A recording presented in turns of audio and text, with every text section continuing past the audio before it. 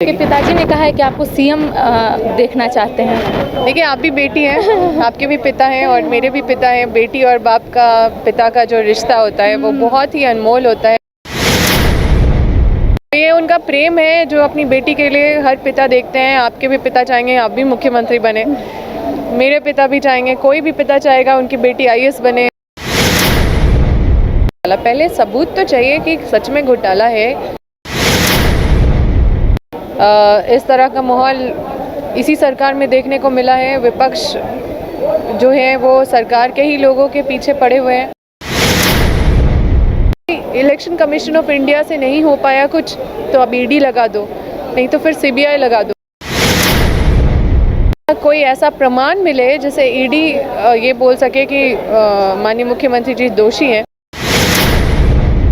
राज्य की मौजूदा राजनीतिक हालातों पर चर्चा करने के लिए इस वक्त हमारे साथ मौजूद है बड़कागांव विधायक अंबा प्रसाद। बातचीत करेंगे और जानेंगे कि जिस तरीके से लगातार ईडी की दबिश देखने को मिल रही है और आज भी मुख्यमंत्री हेमंत सोरेन के प्रेस सलाहकार पिंटू के आवास में लगातार ईडी की दबिश देखने को मिल रही है। कई बातें सामने आ रही है। इसको कांग्रेस किस रूप में ले रही है, इसको अंबा प्रसाद किस रूप में ले रही है?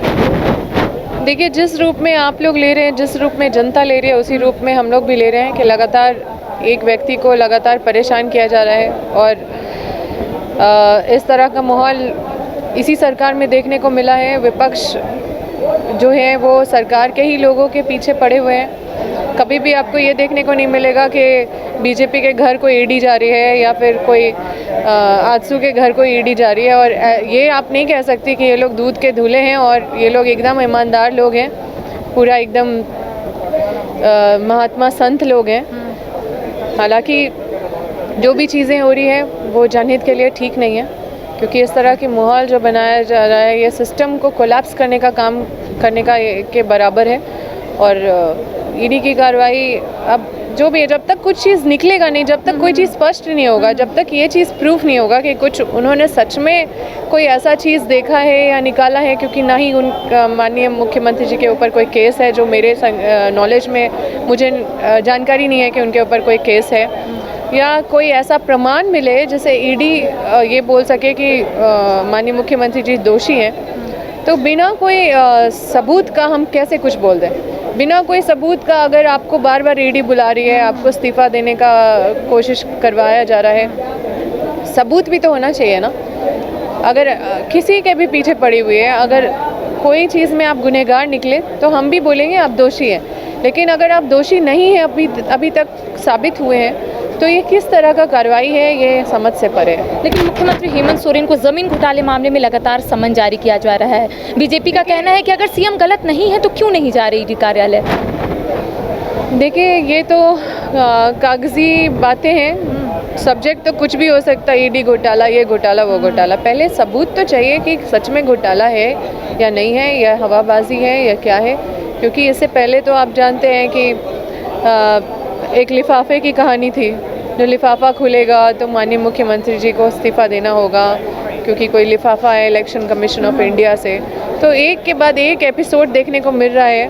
तो इससे साफ साफ पता चल रहा है कि इलेक्शन कमीशन ऑफ इंडिया से नहीं हो पाया कुछ तो अब ईडी लगा दो, नहीं तो फिर सीबीआई लगा दो, नहीं तो फिर ये लगा दो। मतलब कुछ भी लगा के भी मुझे बस यही कहना है कि आप दुनिया की सारी ताकतों को लगा दो, लेकिन हमें तो सबूत चाहिए कि अगर कहीं पे कोई दोषी है तो निश्चित रूप से कार्रवाई होनी चाहिए। मंत्रिमंडल में अगर फेरबदल होता है तो अंबा प्रसाद इसको किस रूप में लेगी और क्या सोच रही है अंबा प्रसाद? देखिए, मंत्रिमंडल में अगर फेरबदल होता है तो जो कॉम्पिटेंट लोग हैं उनको मतलब ज़रूर जगह दिया जाएगा पार्टी की तरफ से। पार्टी हमेशा कोशिश करती है, इस बार भी कोशिश करेगी। आपके पिताजी ने कहा है कि आपको सीएम देखना चाहते हैं। देखिए, आप भी बेटी हैं, आपके भी पिता हैं और मेरे भी पिता हैं। बेटी और बाप का, पिता का जो रिश्ता होता है वो बहुत ही अनमोल होता है। बहुत सबसे ज़्यादा प्रेम अगर किसी रिश्ते में सबसे ज़्यादा देखा जाता है तो पिता और बेटी का रिश्ता में होता है। वो ये उनका प्रेम है जो अपनी बेटी के लिए हर पिता देखते हैं। आपके भी पिता चाहेंगे आप भी मुख्यमंत्री बने, मेरे पिता भी चाहेंगे, कोई भी पिता चाहेगा उनकी बेटी आईएएस बने, आईपीएस बने। मेरे पिताजी भी उसी तरह का प्रेम उनका मेरे प्रति है। इस घटना से कोई संबंध नहीं है। और कयास लगाया जा रहा है कि शायद कल्पना सोरेन अगला मुख्यमंत्री हो सकती है झारखंड की। देखिए कयास कुछ भी लगा सकते हैं, लेकिन जो वास्तविकता में जो होना है वो चीज़ें सेम हो, ये ज़रूरी है। देखिए इस वक्त हमारे साथ बड़कागांव विधायक अंबा प्रसाद मौजूद थी। इनका स्पष्ट रूप से कहना है कि जो ईडी की ओर से दबिश देखने को मिल रहा है वो सिर्फ गैर बीजेपी शासित राज्यों में मिल रहा है। साथ ही साथ जिस तरीके से अंबा प्रसाद के पिताजी ने कहा था कि अंबा प्रसाद को वो सीएम के रूप में देखना चाहते, तो इनका कहना है कि पिता का प्यार है और पिता अपनी बेटी के लिए अच्छा ही सोचेंगे। साथ ही साथ कल्पना सोरेन को जिस तरीके से अगले मुख्यमंत्री बनने के रूप में देखा जा रहा है, लगातार कयास लगाया जा रहा है, तो इनका कहना है ये सिर्फ कयास है। आने वाले समय में चीजें जो है वो स्पष्ट होती हुई नजर आएगी। फिलहाल मुझे और सहयोगी राजबलम को दे इजाजत। नमस्कार। राजधानी रांची में वाइल्ड वादी लेकर आया है रांची फ्लावर पार्क, जहां आकर्षक फूल मोह लेंगे आपका दिल। रात में आकर्षक लाइट से नजारा होगा रंगीन। परिवार के साथ उठाइए ट्रैम्पोलिन पार्क का लुत्फ। की जगह पर मिलेगा amusement park, zip line, bird park, picnic और कुल्हड़ चाय का भी मजा। Monday to Friday entry fees सिर्फ 200 रूपए और सैटरडे और हॉलीडेज में महज 300 रूपए में भरपूर मनोरंजन। तो आइए वाइल्ड वादी।